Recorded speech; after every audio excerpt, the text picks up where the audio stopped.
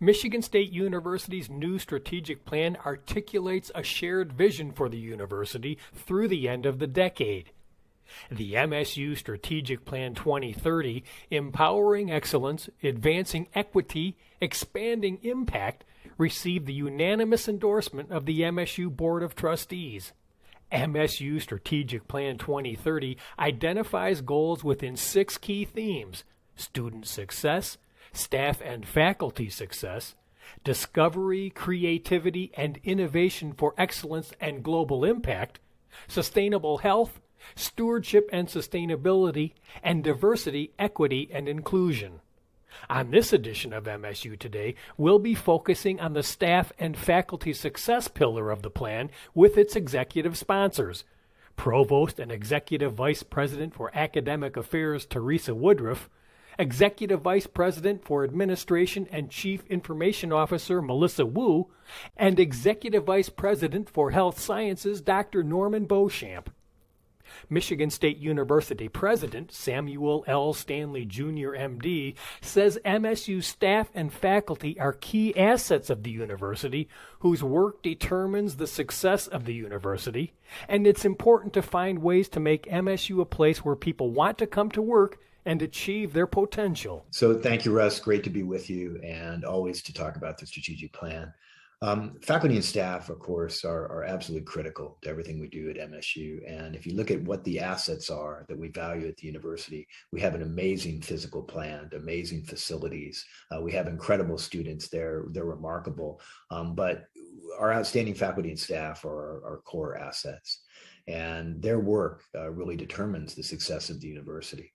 And so what I wanted to do in this part of the plan was really talk about how we help faculty and staff succeed in their important work. How can we enable them? They have the talent, they have the capabilities, but how do we do what we can to remove barriers and help them fully succeed in what they're trying to do?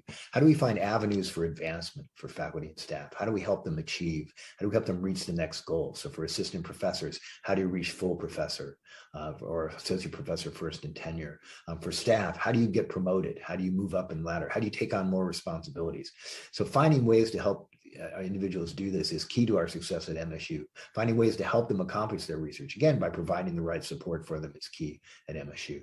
So I think what we'll talk about in this session, and I'm very excited about it, is some of the things we're thinking about in this area, some of the steps we need to take to make MSU a place where people want to come to work, want to come to fulfill their dreams, and want to come to reach their full potential. Provost Woodruff echoes President Stanley's sentiments that the plan is all about putting MSU's people first. The entire strategic plan is about the people of this institution.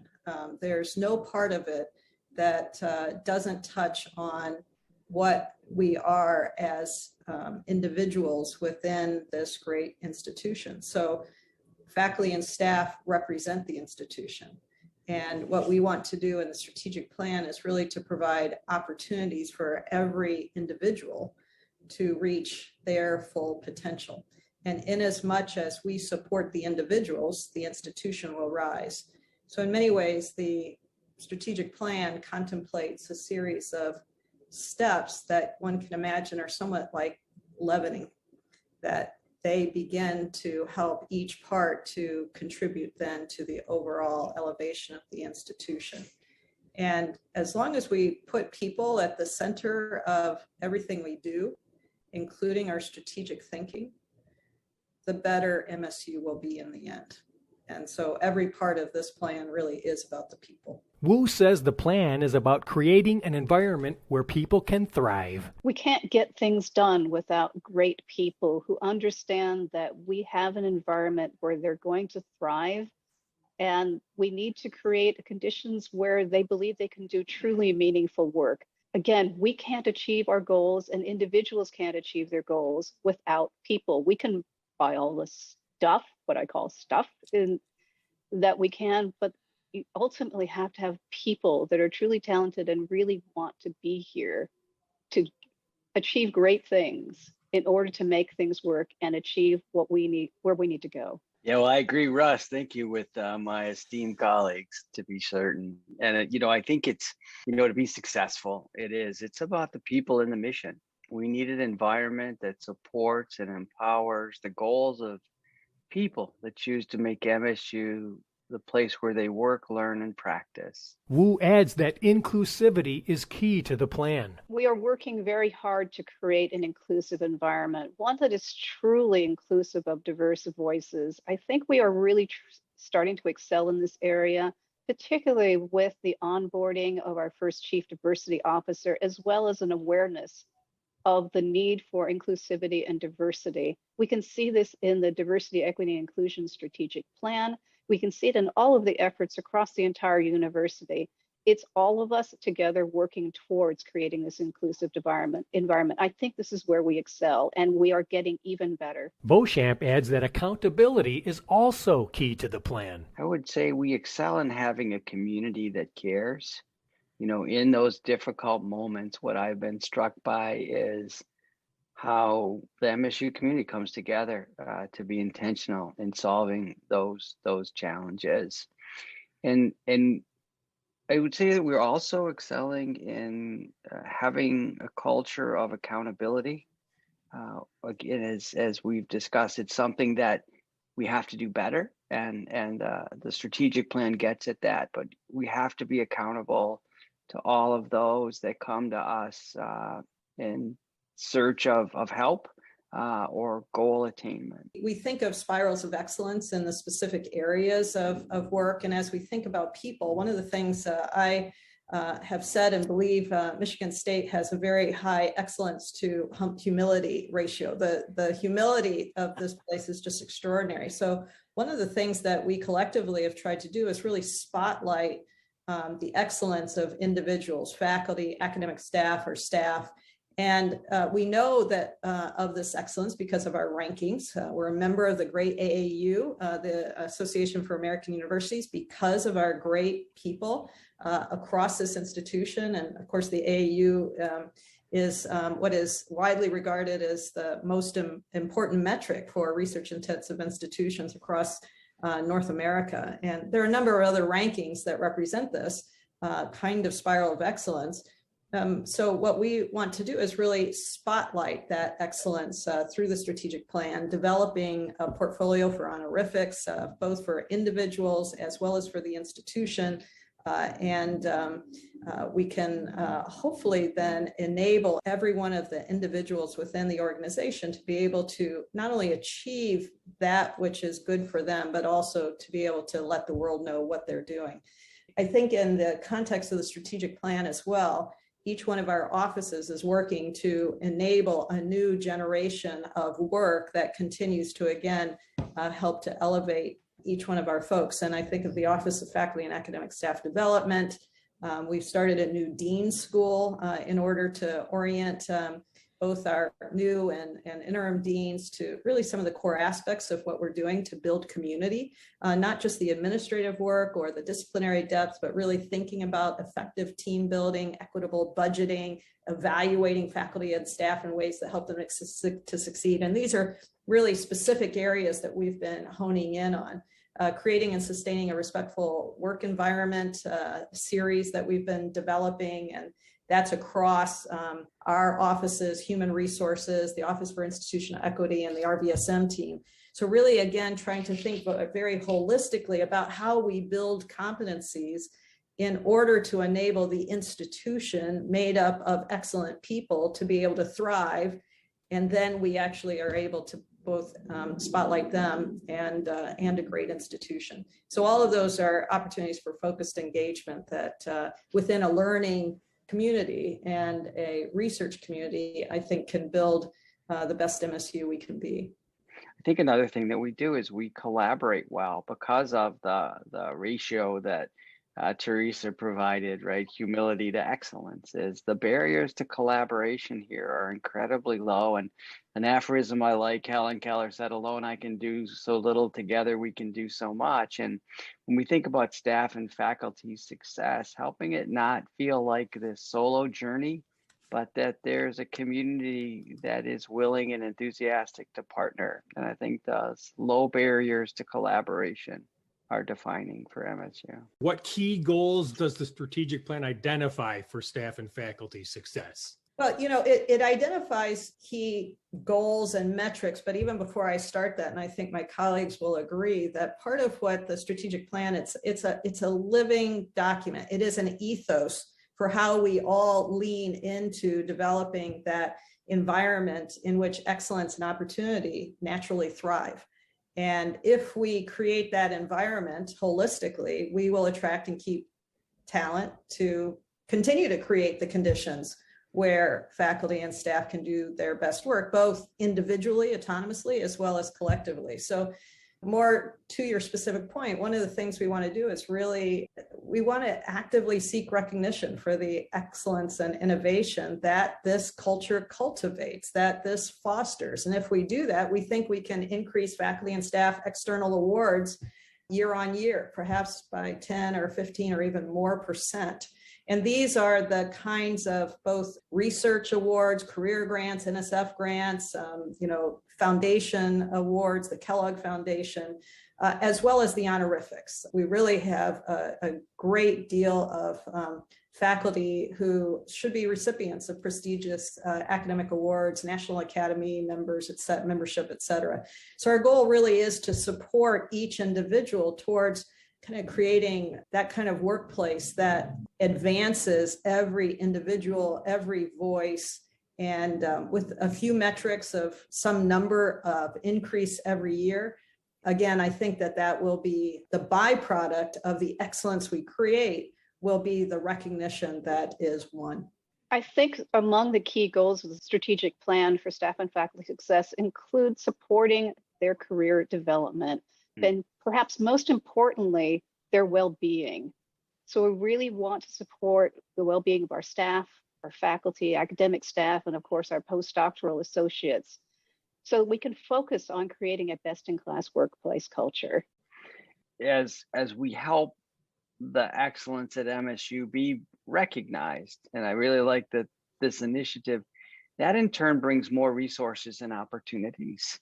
And as we look at the scope and scale of the need and the urgency in our nation, our ability to draw attention to the excellence that exists here in ways that are magnetic for more to join, resources to come, is a critical part of this effort. With faculty representing so many different disciplines and the wide variety of roles for support staff, what does it take to make MSU a workplace of choice? It means we empower everyone to be engaged in a community that's inclusive and equitable. It is cultivating caring and accountable leadership, and it's a culture that's transparent, open, trusting, and safe. And it's really listening so that we understand the goals of the individuals and ensuring that there's ways for everyone to contribute and to really recognize and embrace their goals and be responsive to the challenges that are faced at an individual and a unit level. What it'll take to make MSU a workplace of choice is to provide an environment where people feel they can do meaningful work without limitation. That can include providing a flexible work environment, whether it is to identify those roles that can work from other sites or perhaps at different times of the day than we're used to. I mean, we need to look to see what roles can actually work more flexibly so they can do meaningful work on the time frame that they are able to provide that work. It means providing support for caregivers. It means making sure that we're inclusive of diverse voices and continuing to advance our DEI efforts. It's also taking the lessons that we've learned from the pandemic. We have learned different ways to work, in many cases, much more efficiently and effectively, and that will help create this workplace of choice where people feel they can do their best work.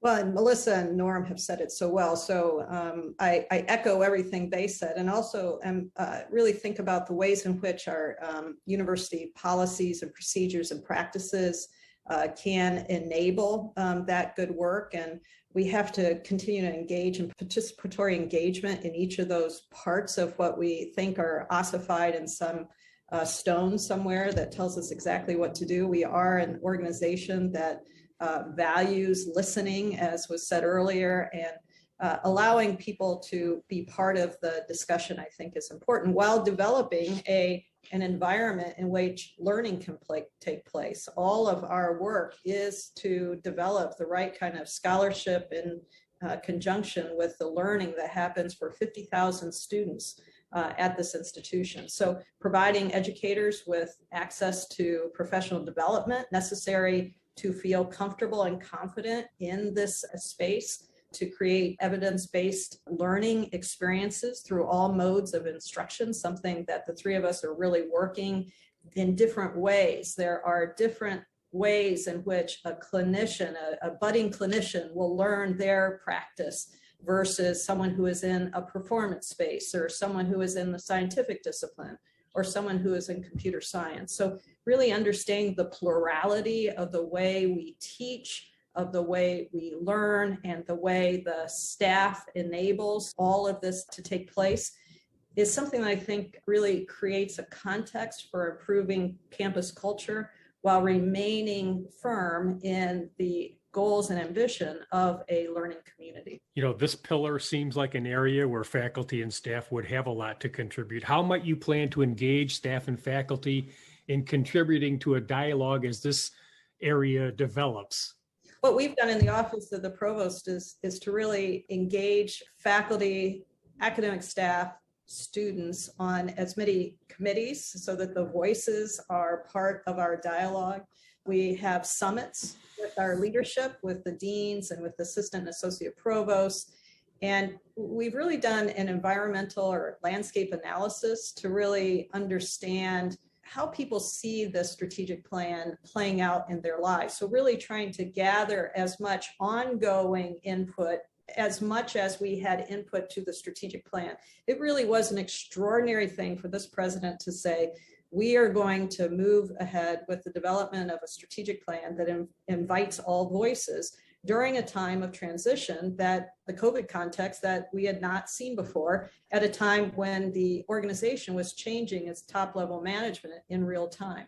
So that extraordinary level of leadership led to an exceptional level of engagement in thinking about our aspirations.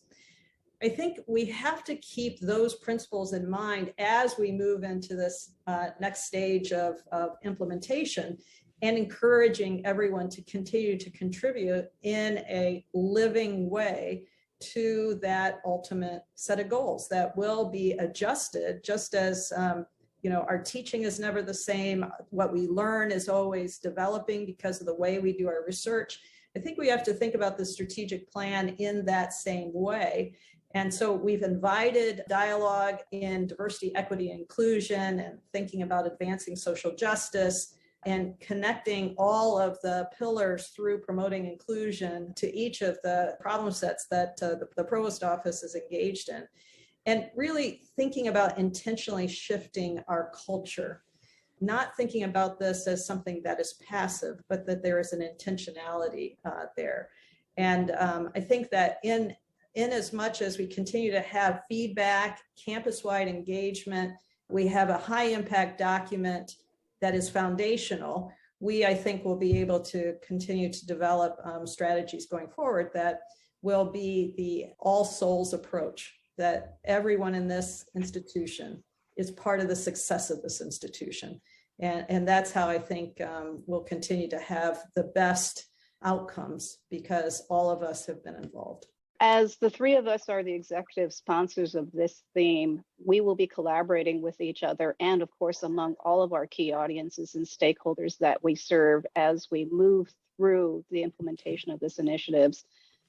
We would be working together to make sure that we've identified strategies and implementation and prioritize the different initiatives as we move forward. And of course, we'll be consistently communicating our progress to the campus community and make sure that we incorporate feedback from the campus community as well. And I think making sure that we recognize that there are barriers to voices, and so creating multiple ways that people can have input, whether that's town halls, surveys, we incorporated something called rounding for outcomes, where you go to where people work and find out, what are the barriers to what they're trying to accomplish, and how can we help.